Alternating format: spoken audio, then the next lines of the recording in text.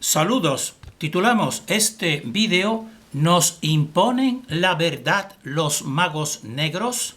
2 per 46. Esta es la segunda parte, por tanto, de un vídeo anterior. Hacemos a fecha de 22 de junio del año 2021.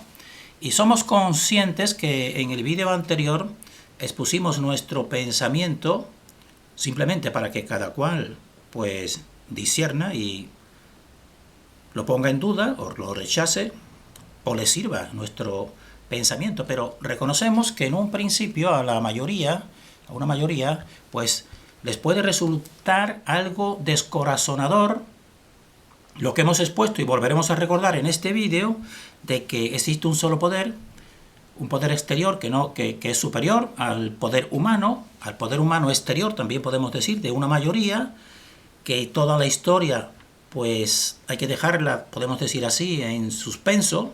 Si se quiere estar despiertos, podemos decir, etcétera. Es decir, y sobre todo un modelo cósmico, como en todo, que realmente no sea real ni siquiera lo que nos han contado de la forma de la Tierra y del cosmos. Entonces nosotros sabemos que esto puede resultar desalentador o descorazonador, pero nosotros también creemos que estamos aportando pues la otra parte, que podemos decir dentro de esta oscuridad, pues una compensación de tipo, podemos decir así, moral, o un tipo de aliento, un tipo de fortalecimiento espiritual, que es saber también que nosotros estamos compartiendo que somos el proyecto de una fuente que lo tiene todo y nos ha dado un cuerpo realmente capacitado para tener una podemos decir así, una supervivencia aquí, pero claro, la oscuridad por supuesto nos ataca, eso ya lo sabemos, pero también decimos que esto debe empoderar al ser humano, pensar que el cosmos está diseñado precisamente para el ser humano, es decir, somos el proyecto de la fuente. Eso debe de compensar a lo anterior que acabamos de decir y que vamos a seguir recordando. También saber que la oscuridad, cuando nos engaña, como es muy patente ya, es porque realmente no es más poderosa que la luz y entonces tiene que engañarnos. Por tanto, tenemos nosotros como nuestro timón que nos conduzca, si aplicamos discernimiento, en la senda correcta. También tenemos que decir, como compensación a lo desalentador del ataque de la oscuridad, pues que nosotros sabemos por nuestra investigación que esto ha sucedido incluso con mayor esclavización del ser humano en ciclos pasados y que el ser humano ha vuelto a emerger. Y realmente, pues la oscuridad ha seguido precisamente en su infradimensión, no ha podido conquistar esta dimensión. Por tanto, creemos que estos puntos también deben de darnos, podemos decir así, esperanza, pero nosotros decimos esperanza dimensional, porque también somos realistas y no podemos dar tampoco falsas esperanzas de un nivel, podemos decir así, de un nivel concreto y rápido, realmente. Por tanto, nosotros somos, podemos decir así, tenemos esperanza en la finalización, en el desenlace. En eso no tenemos duda, pero lo que tampoco podemos nosotros decir es que mañana o pasado pues va a haber un despertar y se va a vencer aquí a esta oscuridad. Eso no podemos nosotros tampoco realmente crear una falsa esperanza. Nuestra esperanza es con respecto, podemos decir así, a la meta final, que el ser humano tiene que estar muy consciente y satisfecho de que si cumple consigo mismo, que es simplemente cumplir con lo que le dice su interior, pues eso superará en un desenlace final a toda esta oscuridad. Y eso será la compensación. Bien, entonces, en relación con este vídeo en concreto, pues tenemos que queremos seguir argumentando en nuestra tesis, combatiendo la parte histórica establecida, sobre todo a nivel arqueológico y en todos los niveles, ya lo sabemos, pero ahora vamos al nivel arqueológico de la historia de la humanidad.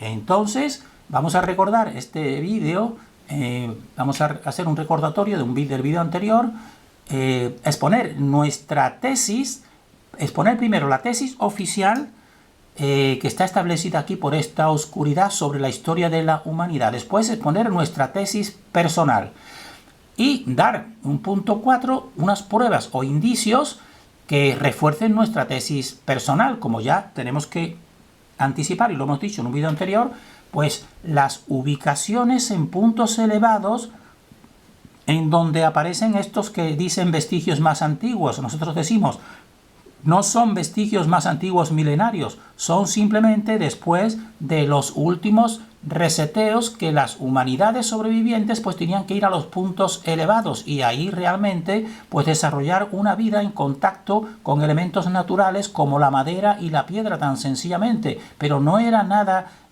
un tipo de vivencia nada negativo, ni mucho menos. Más negativo es lo que nos está adoctrinando y esclavizando totalmente, que una persona desde que nace pues tiene que pagar unas deudas, podemos decir aquí simplemente, incluso ya afectando al propio aire que respiramos realmente.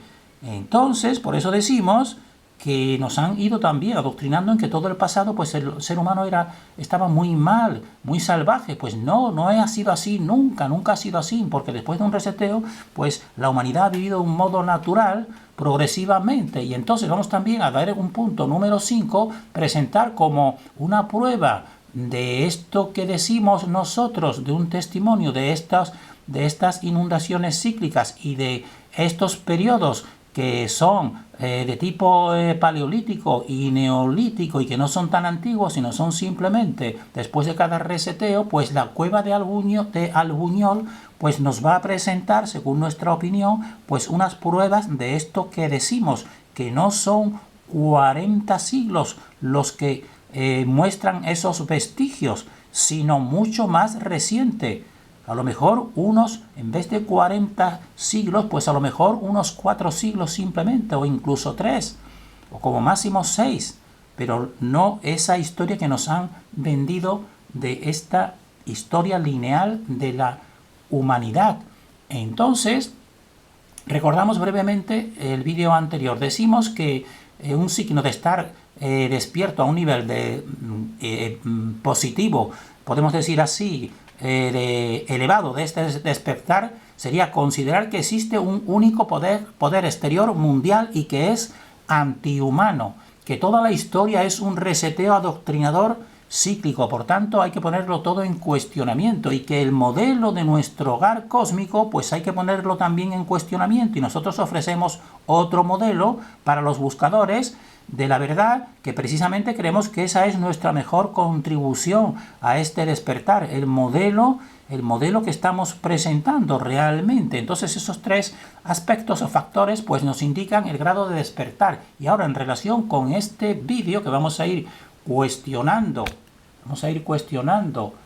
toda esta historia, pues vamos a presentar primero lo oficial establecido. Entonces, en todos los museos del mundo que nosotros los hemos personalmente, los de España, y a través de las informaciones mediante internet, damos constancia de que en todo el mundo, precisamente por eso, porque es una sola cabeza la de la oscuridad, es un solo poder, pues nos presentan, si van y visitan, el mismo modelo museístico. Primeramente, en la historia más antigua de la humanidad, pues nos ofrece un paleolítico como este que tenemos aquí, de la piedra tallada, que consideran que es una antigüedad de 2,5 millones de años a unos 10.000 años antes de Cristo. Eso es lo que dicen todos, están de acuerdo todos, los chinos, los rusos, los japoneses, todos evidentemente, porque realmente es una agenda mundial, como ya hemos dicho en el primer punto, un único poder antihumano adoctrinador.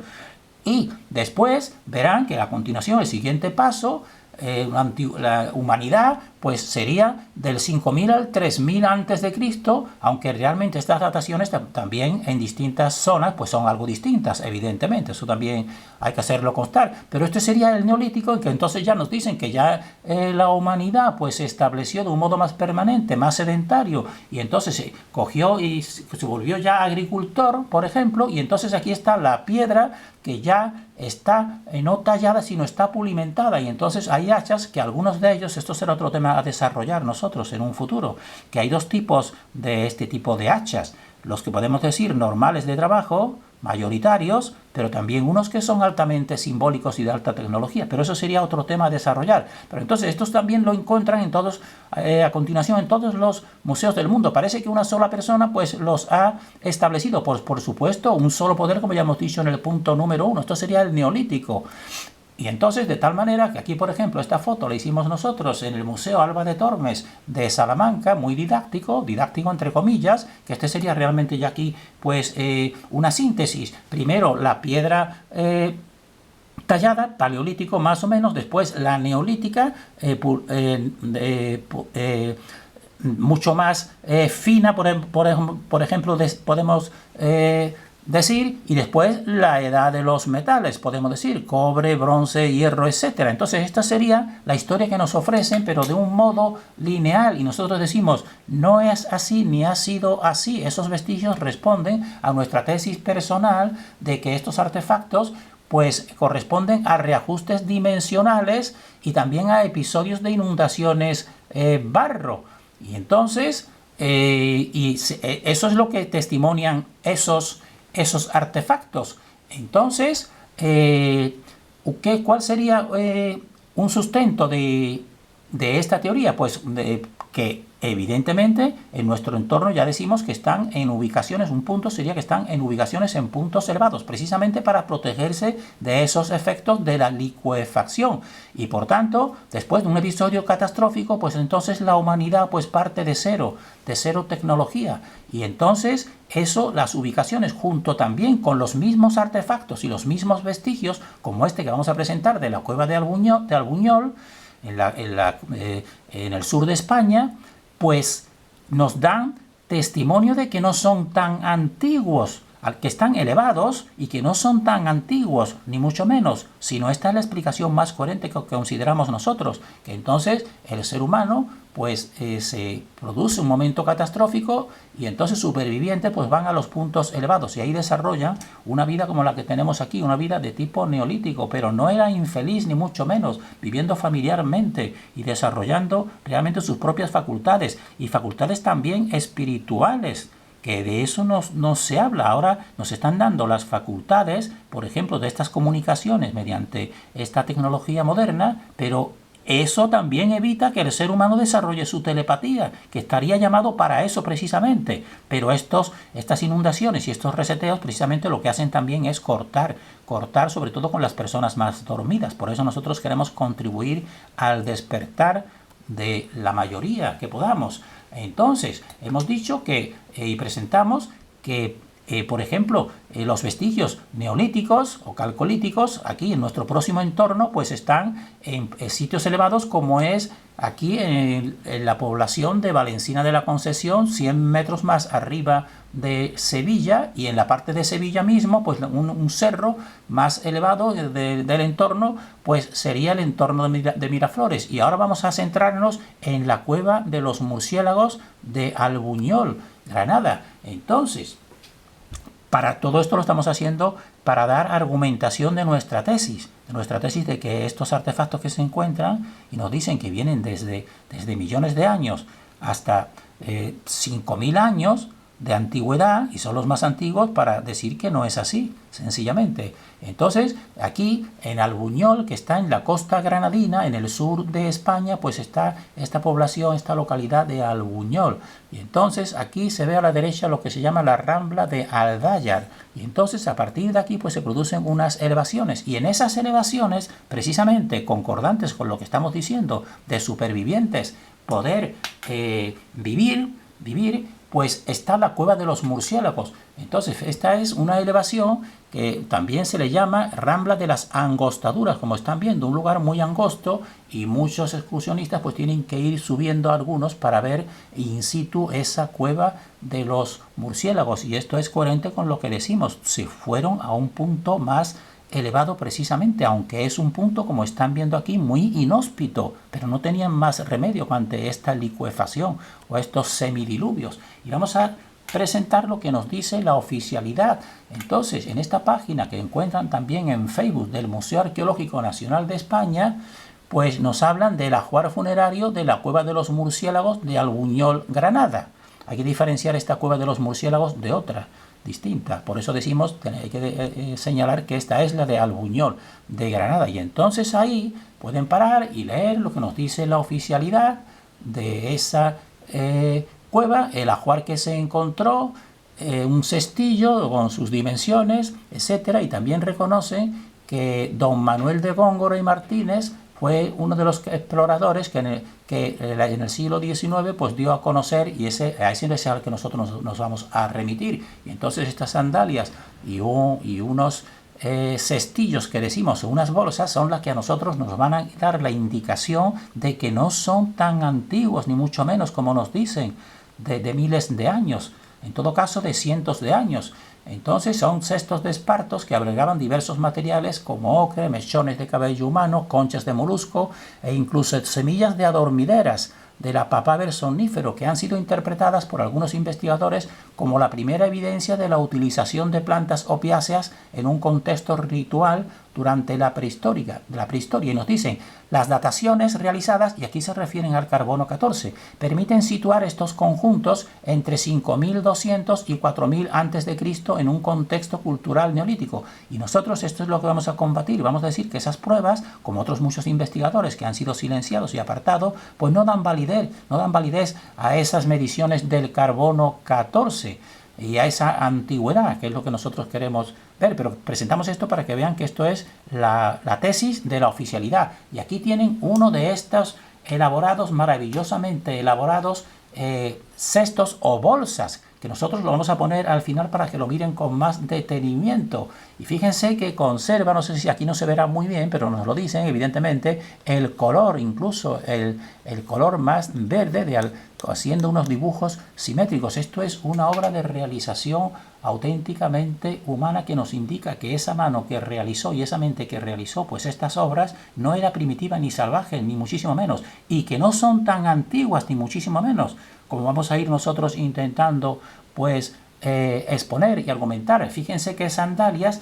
en Esparto, lo bien que se conservan, y precisamente la mente que elaboró ese tipo pues de sandalia, el primor con que se realizó. Por tanto, no son pueblos salvajes y al mismo tiempo no son tan antiguos, de miles de años como vamos a ir nosotros. Son supervivientes de uno de estos de hace varios cientos de años, de estos reseteos, inundaciones. Y ahí se encontró, esto es lo más valioso de la prehistoria española en relación con los metales, esta diadema en uno de estos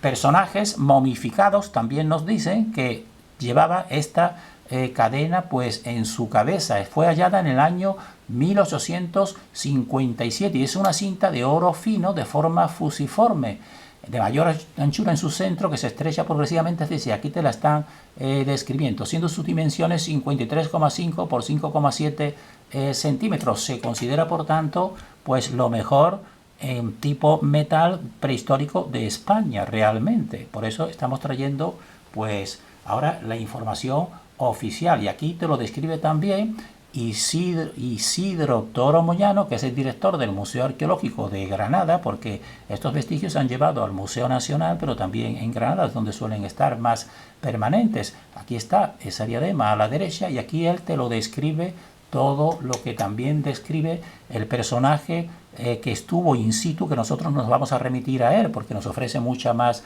garantía de autenticidad. Nos habla de ese esqueleto, el esqueleto de la diadema, como vestía una corta túnica de tela finísima de esparto, es decir, muy primorosa, etcétera. Lo va describiendo. Y entonces se nos dice, decimonónica descripción, que sin duda un excepcional hallazgo que constituye el conjunto más importante de cestería prehistórica y más antiguo de metalurgia en oro encontrado en España. Y entonces nos dicen que está así atribuida al calcolítico 2700 a 1800 antes de Cristo, y nos dicen que el radiocarbono pues es el que ha dado pues esa esa antigüedad. Entonces, como dice aquí, dice, no obstante lo anterior, la atribución cronológica de este objeto es discutida, pues si bien las dataciones radiocarbónicas realizadas sobre los restos orgánicos de la cueva apuntan al Neolítico, etcétera, etcétera. Es decir, están validándola con esta prueba que nosotros, pues al igual que otros muchos que están silenciados, pues descartan. Porque decimos, por ejemplo, ¿qué descarta esta prueba? Pues, por ejemplo, alteraciones que se produzcan de tipo, podemos decir así, de tipo afectación, por ejemplo, de bombas nucleares que afecten todo el medio. Y así, por ejemplo, nosotros tenemos que en 1816, pues es conocido lo que se llama el año, lo que se llama el año 1816 sin verano debido a las graves anomalías en el clima global que causaron disminución de temperatura, etcétera. Es decir, fue una afectación global, sobre todo en el hemisferio norte, y aquí te lo justifican mediante esta explosión del monte Tambora, del volcán Tambora, pero nosotros decimos, hay muchos otros investigadores que dicen, esto fue una afectación de tipo nuclear, y eso simplemente pues ya quita toda validez a todo tipo de medida del radiocarbono, evidentemente. Esto lo traemos para que no piense la persona que la ciencia simplemente con estas medidas del carbono pues tiene la validez absoluta, ni muchísimo menos. Entonces, y nosotros nos basamos más pues en los testigos in situ de don Manuel de Góngora y Martínez, esta obra suya, Antigüedades Prehistóricas de Andalucía, que nosotros también remitimos a esta página web, pacopelegrina.com, Las Alpujarras, Cueva de los Murciélagos, Albuñol. Pues aquí está esta página o blog en el que él te va a explicar, y basándose precisamente en esa obra de don Manuel de Góngora, pues cómo fue pues ese encuentro con estas reliquias que nosotros nos están sirviendo para desacreditar la versión mundial de la gran antigüedad de la humanidad. Entonces aquí pues te lo está explicando que en el año 1868 don Manuel de Góngora y Martínez publicaba este libro, y entonces nosotros vamos a ir simplemente a lo más específico. Entonces, este mismo don Manuel de Góngora pues hace todo su estudio, está allí in situ, hace el plano de toda esa cueva como tienen puesto aquí. Y entonces nos dice, pues, por ejemplo, aquí que encontraron pues aquí los exploradores sobre 50 cadáveres, todos con sus calzados, y entonces él te hace dibujos y te lo va expresando, te lo va contando. Y una cosa que nos llama la atención es que dice, en dicho plano muestra la letra B, esta letra B, el lugar de este hallazgo, la C, el sitio donde se encontraron otros 3 esqueletos. Aquí dice, puesto el cráneo de uno de ellos entre 2 peñones y al lado un gorro de esparto, y esto es importante, dice un gorro de esparto con manchas que estimaron de sangre los exploradores, y tan fresca según ellos que parecía reciente. Entonces esto es muy sorprendente, pero realmente nosotros creemos que la sangre es muy especial, y en condiciones y en sitios especiales incluso puede conservarse, puede autoconservarse, incluso sus vestigios pues en piedras, pues como algunos investigadores ya saben, escasos pero muy valiosos, pues su mismo color pues está reflejado, su mismo color rojo ya petrificado. Entonces, ¿esto qué dicen? Porque eso se lo cuentan a él, que él estuvo ahí in situ, estos exploradores, pues él realmente pues no se lo cree. Nos dicen, cronista fiel de los sucesos, me limito a apuntar un hecho que unánimes aseguran los actores y testigos presenciales. Es decir, esos testigos aseguran eso. Pero dice, todos hombres de conocida honradez, pero sin que yo le dé crédito ni quiera arrebatárselo. Correrá a parejas la sangre fresca de la cueva de los murciélagos con la luz perpetua de los quietorios romanos, tan afirmada por unos, tan negada por otros, siempre de buena fe y cuya falsedad es incontestable. Es decir, él no le da valor a eso, evidentemente, pero dice, quiero ser un cronista y quiero decir lo que me dijeron, y yo considero que eran personas honradas, no tenían por qué mentirme. Y entonces aquí también está presentando pues este tipo de gorros, de este tipo de material de esparto primorosamente tejido, que para mí me demuestra precisamente como podemos decir así, en muchos pueblos actuales que todavía utilizan el esparto, evidentemente. y no esa antigüedad ni ese salvajismo que nos dice la historia oficial. Y aquí pues están los instrumentos líticos que permanecen en todos los museos del mundo. Esto es el neolítico, la piedra pulimentada que se encuentra aquí. Incluso todo este tipo de elementos pues son los típicos del neolítico que nos presentan en todo el mundo en esta cueva, como esta cuchara que incluso en madera, incluso con un agujero para poder colgársela. Evidentemente el ser humano en condiciones adversas totalmente, pues esto es lo que le sirve. Y aquí tienen trajes de esparto, finamente, fíjense la sutileza de realización que se encuentra ahí en esa parte. Y entonces nosotros queremos ya dar precisamente, hemos traído aquí una opinión de esta persona investigadora importante, de una élite evidentemente, pero podemos decir así, con buenas intenciones, un investigador, un buscador de la verdad. ¿Cómo entonces él se hace estas preguntas? Porque también ve que junto a ese tipo de cueva, en la proximidad, pues está esta otra piedra que parece para nosotros un marcador, podemos decir, que tiene una concavidad por aquí, este tipo de piedras de unos 7 metros. Y entonces nos dice él esta especulación, dice, ¿será capricho de la naturaleza, monumento sagrado del hombre primitivo o ambas cosas a la vez? La cueva incluso, y esta piedra dice, ¿quién sino para el frío silencio de la muerte puedo elegir aquellos áridos y miserables lugares, cuando 3 kilómetros escasos distan de allí las hermosas vegas de Albuñol y apenas una legua la alegre y florida orilla del Mediterráneo? ¿Mas por acaso allí vino a encastillarse una tribu antes poseedora de las vegas playas, arrojada de sus dominios por otra más poderosa y fuerte, morando viva y descansando muerta en tan duras guarajas? Entonces, es decir, él se pregunta, ¿cómo es posible que estén aquí en esta elevación, en estas angosturas, todo tan árido, tan negativo, cuando cerca, unos cuantos kilómetros, pues entonces están las hermosas vegas de Albuñol, donde pueden tener y vivir mucho mejor? Y entonces él piensa, a lo mejor es que entonces ahí había otra tribu más poderosa y ellos tuvieron que ir a esa parte elevada e inhóspita. Y nosotros decimos, si viviésemos, pues le daríamos a este investigador, si viviese él ahora, pues le daremos la explicación que nosotros decimos. No fue por eso, fue porque aumentó todo el nivel del agua y del lodo y tuvieron que ir a esa altura, a refugiarse y a vivir ahí durante una serie de años, esa población. Y esa es la explicación, porque él con muy buen sentido se explica cómo es que está tan cerca aquí, estas vegas, y incluso cerca el mar, con todo un tipo de vida mucho mejor. ¿Cómo es que se fueron allí a esos riscos y a esa parte elevada? Pues aquí tienen la explicación. Estos son pequeños detalles que a nosotros pues nos confirman en nuestra tesis o hipótesis. Y entonces queremos ahora para que la persona se plantee este cuestionamiento.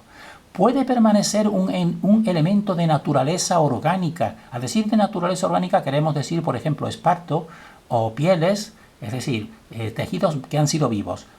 ¿Puede permanecer un elemento de naturaleza orgánica mejor conservado después de 40 siglos que una estructura pétrea de hace 5 siglos?